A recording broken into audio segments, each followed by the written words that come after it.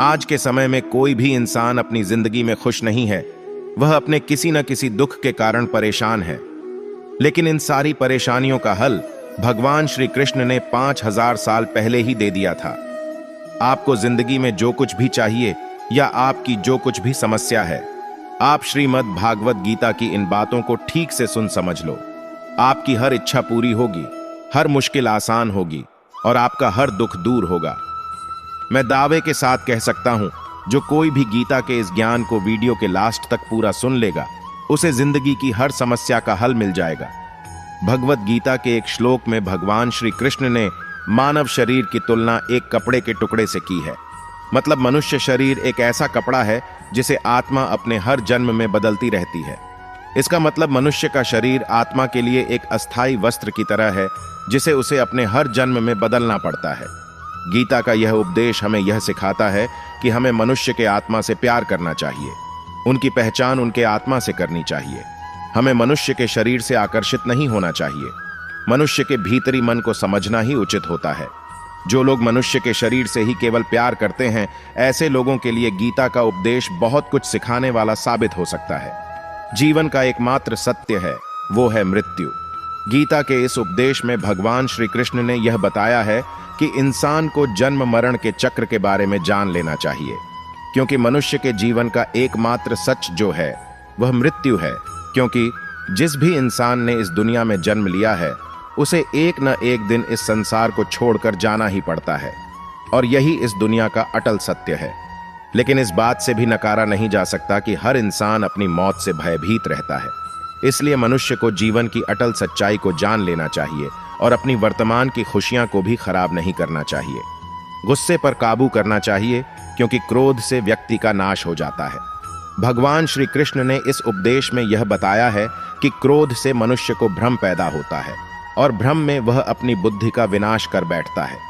क्रोध में जब मनुष्य की बुद्धि काम नहीं करती है, तब मनुष्य का तर्क वितर्क करने की क्षमता नष्ट हो जाती है और वह व्यक्ति का वही नाश हो जाता है। इसी तरह हर एक व्यक्ति को अपने गुस्से पर काबू करना सीखना चाहिए।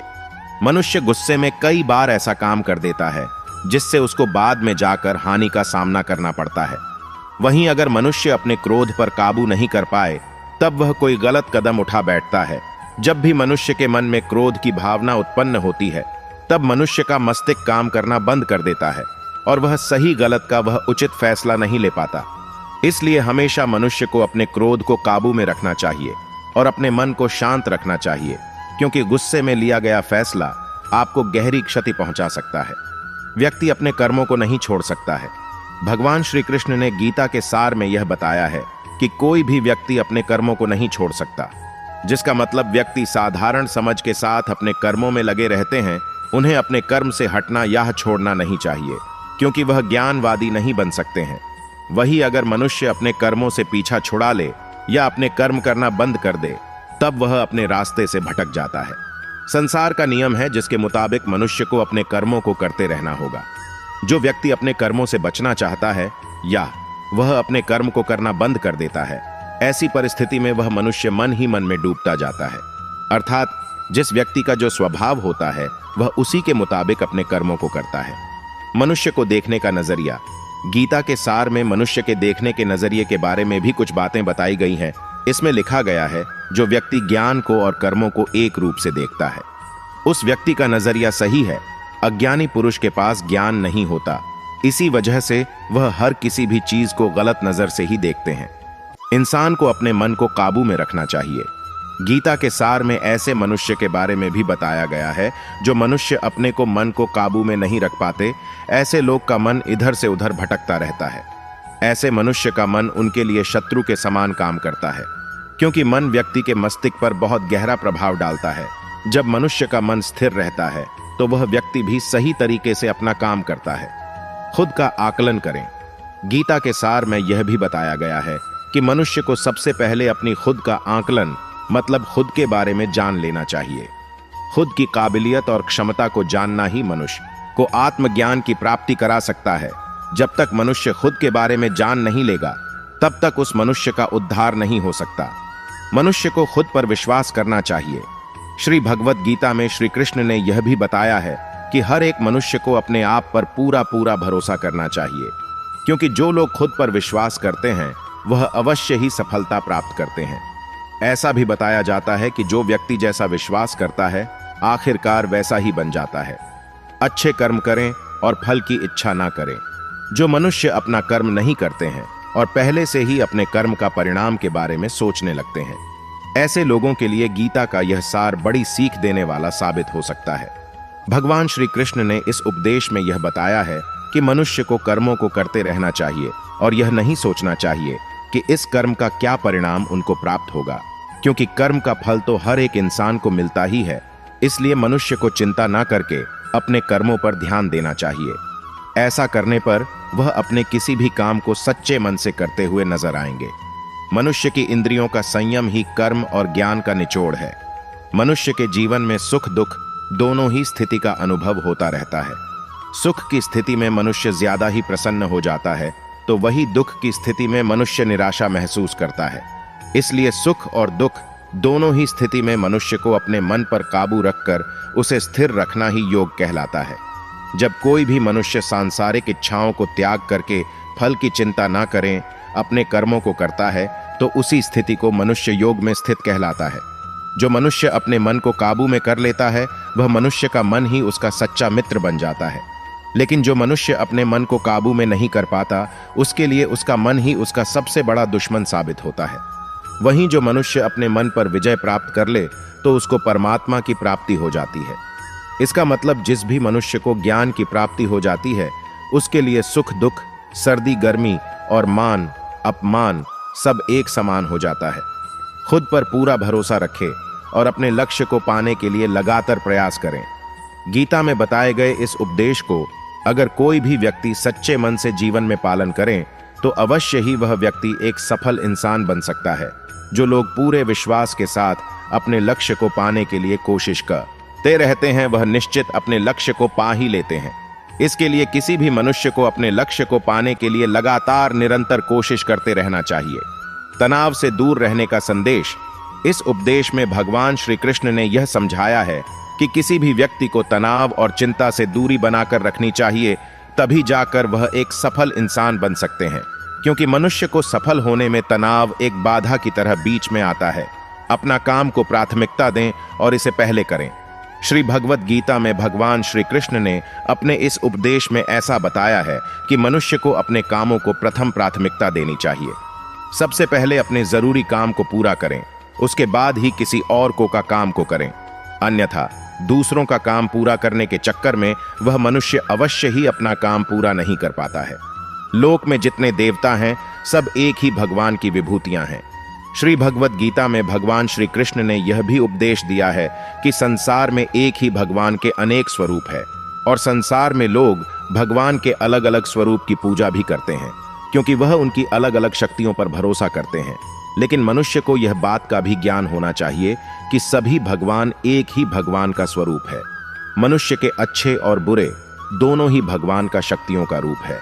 अर्थात ब्रह्मांड में जितने देवता है वह सारे ही देवता एक ही भगवान का अनेक स्वरूप है, जिनकी मनुष्य कभी पीपल के रूप में पूजा करते हैं तो कोई पहाड़ के रूप में। भगवान अनगिनत है जिनका कोई अंत नहीं है, लेकिन मनुष्य अपनी अपनी आस्था के अनुसार अपने देवी देवताओं की पूजा करते हैं।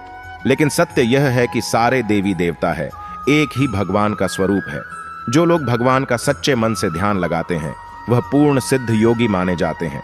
भगवत गीता सार में भगवान श्री कृष्ण ने ऐसा भी कुछ बताया है कि मनुष्य अगर सच्चे मन से भगवान की पूजा आराधना करते हैं, अपना पूरा ध्यान सच्चे मन से भगवान की ओर लगाते हैं, तो उन लोगों को अवश्य ही सिद्धि की प्राप्ति होती है। ऐसा भी बताया जाता है कि जो मनुष्य अपने शरीर के सभी इंद्रियों पर काबू पा लेता है और सुख और दुख सभी परिस्थितियों में समान भाव से रहता है और संसार के सभी प्राणियों के हित में लगा रहता है, ऐसे मनुष्य को ईश्वर की कृपा हमेशा बनी रहती है। अपने काम को मन लगाकर करें और अपने काम में खुशी खोजें।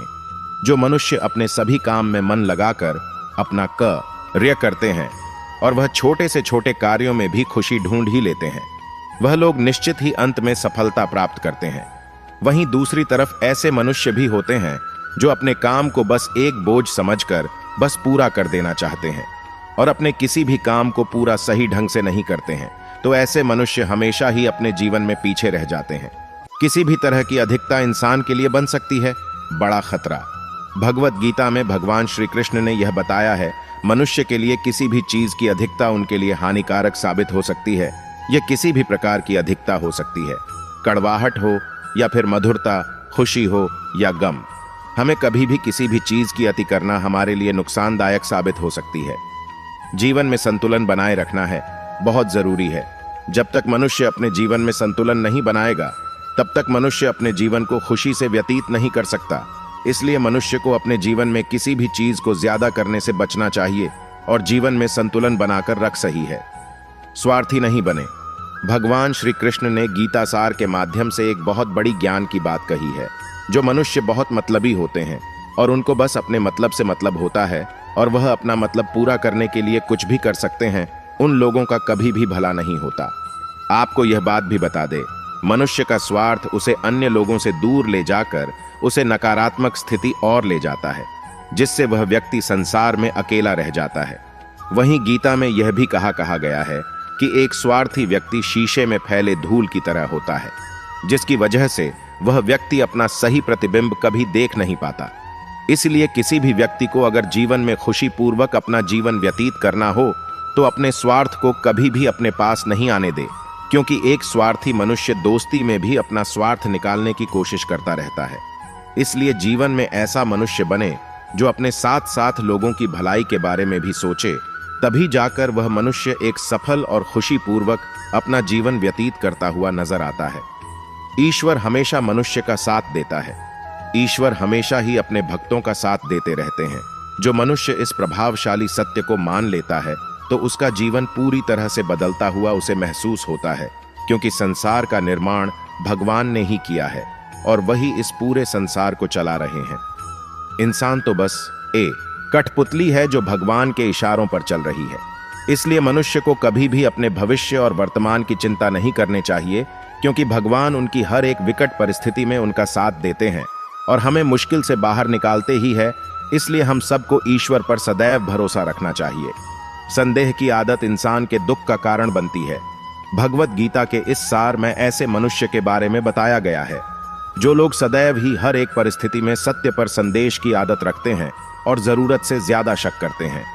ऐसे लोगों के बारे में भगवान श्री कृष्ण ने ऐसा कहा है कि पूर्ण सत्य की खोज, यह हमेशा संदेह करना मनुष्य को दुख का कारण बनती है। शक करना एक ऐसी आदत है जो मजबूत से मजबूत रिश्ते को भी खतरे में डाल देती है। वहीं जिज्ञासा होना एक अलग बात है, लेकिन पूरी तरह से सत्य की खोज या फिर संदेह करना उसको दुख प्रदान करती है। और शक करने वाला इंसान के पास अंत में पछतावा के अलावा कुछ भी नहीं रहता। व्यर्थ की चिंता क्यों करते हो और व्यर्थ में ही डरते हो? तुम्हें कौन मार सकता है? आत्मा ना पैदा होती है ना ही मरती है। जो हुआ वह अच्छा हुआ, जो हो रहा है वह भी अच्छा ही है, जो होगा वह भी अच्छा ही होगा। जो बीत गया उसका तुम पछतावा ना करो और भविष्य की चिंता भी ना करो। अभी तो वर्तमान चल रहा है। इस युद्ध में तुम्हारा क्या गया जो तुम रो रहे हो?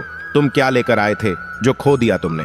क्या तुमने पैदा किया था जो खो दिया तुमने? तुम ना कुछ लेकर आए थे ना कुछ लेकर जाओगे। जो कुछ लिया था वह यहीं से लिया था। जो दिया यहीं पर दिया। जो कुछ भी तुम्हें मिला वह भगवान से मिला। जो तुमने दिया वह भी भगवान को ही दिया। तुम खाली हाथ ही यहाँ पर आए थे, खाली हाथ ही जाओगे। जो आज तुम्हारे पास है वह कल किसी और के पास होगा, परसों किसी और के पास ही होगा। तुम इसे सत्य समझकर खुश रहो। बस यही बात तुम्हें अंदर से खुश कर सकती है। परिवर्तन ही तो संसार का नियम है। जिसे तुम मृत्यु समझते हो वही तो एक नया जीवन है।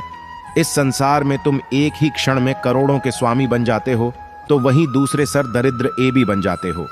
मेरा तेरा, छोटा बड़ा, अपना पराया, इन सब चीजों को अपने मन से निकाल दो तो फिर सब कुछ तुम्हारा है।